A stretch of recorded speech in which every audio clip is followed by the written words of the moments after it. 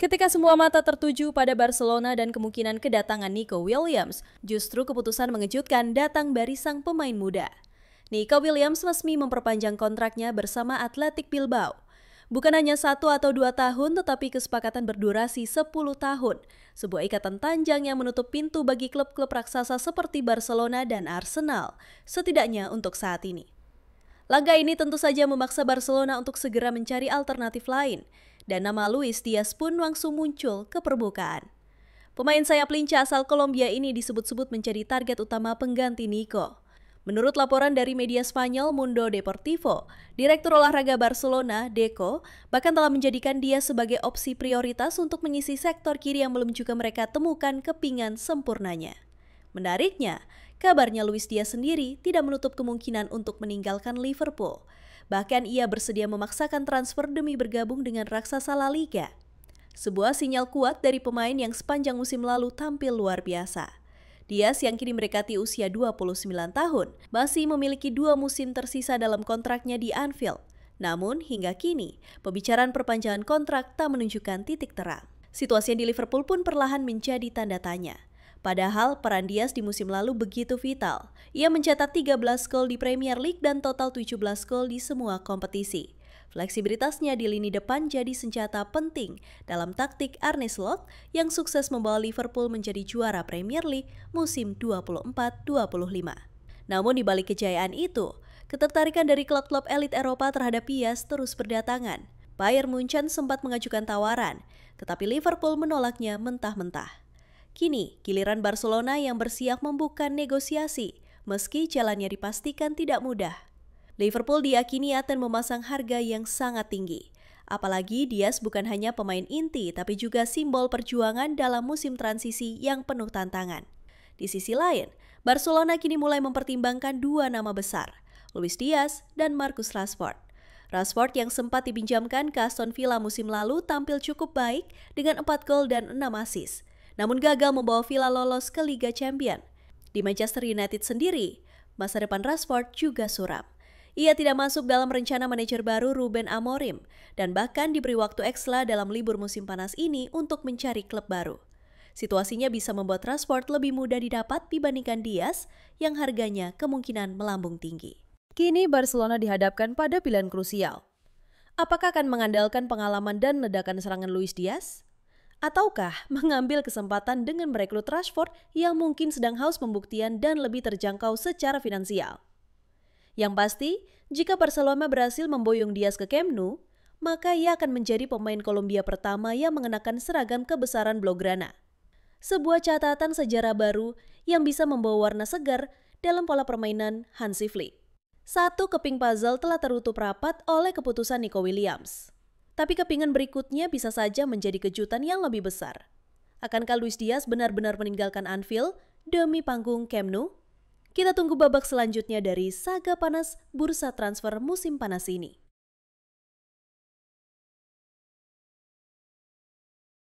Bursa transfer musim panas ini berjalan sangat baik untuk Liverpool. Langkah-langkah yang dilakukan klub begitu rapi, mengejutkan, dan menyentuh langsung pada titik-titik lemah skuad. Beberapa posisi penting telah diperkuat dan dengan potensi menjual pemain ke klub lain, The Reds berpeluang mendapatkan suntikan dana besar. Tapi, ada satu area yang masih menggantung dan bisa menjadi penentu masa depan Liverpool sebagai kekuatan global yang sesungguhnya, yaitu lini serang. Masa depan Darwin Núñez kini jadi sorotan utama. Striker asal Uruguay itu dikabarkan semakin dekat dengan pintu keluar Anfield dengan Napoli sebagai peminat serius. Jika transfer itu terjadi, maka Liverpool akan mendapatkan dana segar untuk mendatangkan pengganti berkelas dunia. Nama yang sudah lama menghiasi daftar impian adalah Alexander Isak. Penyerang milik Newcastle United ini digambarkan sebagai paket lengkap. Namun, label harga yang dipatok klubnya sekitar 150 juta pound sterling atau setara dengan lebih dari 3 triliun rupiah menjadi penghalang besar. Harga itu bukan hanya tinggi, tapi juga kemungkinan besar akan semakin naik, bukan turun. Namun, di antara lalu lintas penyerang top yang terus bergerak di bursa transfer, Liverpool masih punya banyak pilihan. Salah satunya adalah Victor Gyökeres. Penyerang asal Swedia ini menjadi buruan utama Arsenal dan Manchester United. Namun, situasi yang belum menemui titik terang justru bisa membuka peluang bagi Liverpool untuk masuk secara diam-diam. Sporting CP sebagai pemilik sang pemain disebut meminta mahar sekitar 68 juta pound sterling atau lebih dari 1,4 triliun rupiah. Sebuah angka yang memang tinggi, tapi terbilang jauh lebih masuk akal dibandingkan harga Isak. Dan yang membuat Gyökeres semakin menarik adalah rekam jejaknya. Di Liga Portugal musim lalu, ia mencetak 39 gol hanya dalam 33 pertandingan. Sebuah statistik luar biasa yang menunjukkan betapa mematikannya dia di depan gawang lawan. Secara total, Gyökeres mencatat 97 gol dan 28 assist dalam 102 pertandingan bersama Sporting. Sebelum itu, ia juga sempat mencuri perhatian saat bermain di Inggris bersama Coventry City dengan 38 gol selama 2 musim. Yang menarik, dia bukan hanya sekadar pencetak gol. Gaya mainnya yang fisikal, tajam dan haus gol membuatnya tampak sangat cocok untuk atmosfer Anfield. Apalagi, ia tidak harus langsung mencetak 30 gol di musim pertamanya. Cukup 15 gol dan dia sudah bisa jadi bagian penting dari proyek besar Arne Slot. Berusia 27 tahun, Gyökeres berada di puncak masa emasnya sebagai striker. Pelatih barunya di Sporting, Rui Borges, bahkan tak ragu menyebutnya sebagai sosok yang fenomenal. Pemain langka yang mungkin tidak akan ditemukan lagi di Liga Portugal dalam beberapa tahun ke depan. Borges bahkan menyebutnya sebagai pengubah permainan, baik untuk Sporting atau siapapun klub berikutnya yang berhasil memboyongnya. Tapi tidak hanya Gyökeres yang kini masuk radar Liverpool. Klub juga sedang mengamati situasi di Prancis, tepatnya di Lyon. Sebuah peluang besar bisa muncul secara tak terduga dari krisis yang tengah melanda Olympique Lyonnais. Pemain muda mereka, Malik Fofana, tampil menawan musim lalu. 11 gol dan 6 assist dalam 41 pertandingan membantu Lyon finish di posisi ke-6 Ligue 1 dan menembus perempat final Liga Eropa. Tapi klubnya kini berada di ambang kehancuran. Di NCG, Badan Pengawas Keuangan Sepak Bola Prancis, telah menjatuhkan hukuman berat. Lyon diturunkan ke Ligue 2 karena utang yang menumpuk hingga 500 juta euro. Jika mereka ingin membalikkan nasib, mereka harus mengumpulkan sekitar 200 juta euro.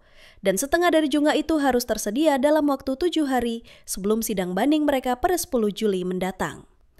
Ini bisa jadi peluang emas. Lyon dilaporkan memasang harga sekitar 51 juta pound sterling untuk Fofana. Tapi dalam kondisi terdesak, mereka bisa saja melepasnya dengan harga lebih rendah. Chelsea dan Arsenal juga mengincarnya, bahkan Nottingham Forest disebut telah menyetujui transfer, namun sang pemain belum memberikan keputusan akhir. Fofana baru berusia 20 tahun tapi potensinya luar biasa dan bisa jadi proyek jangka panjang sempurna bagi Liverpool. Apakah Liverpool akan bergerak cepat atau justru menunggu momen yang lebih tepat? Yang jelas, jendela transfer ini bukan hanya soal membeli pemain, ini soal membangun ulang kekuatan, membangun ulang identitas. Dan jika Liverpool bisa menyelesaikan satu keping penting di lini depan, baik lewat Gyökeres, Fofana, atau mungkin kejutan lainnya, maka proyek Arne Slot benar-benar bisa melaju kencang menuju era baru kejayaan.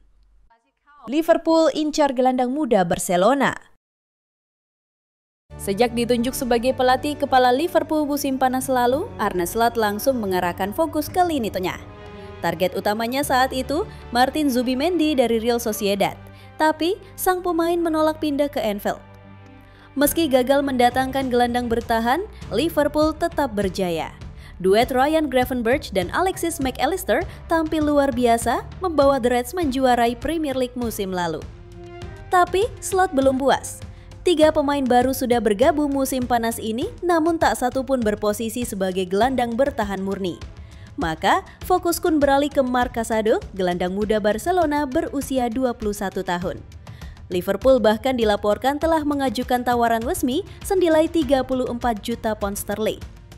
Casado sempat bersinar saat Frankie de Jong cedera, tapi setelah de Jong pulih, menit bermainnya menurun drastis. Ia ingin hengkang demi mendapat jam terbang reguler dan membuka peluang ke timnas Spanyol untuk Piala Dunia. Barcelona di tengah tekanan finansial dan rotasi skuad di era Hansi Flick tak menutup pintu kepergiannya. Namun, Liverpool harus bersaing ketat. Chelsea dan Bayer Leverkusen juga meminati Casado.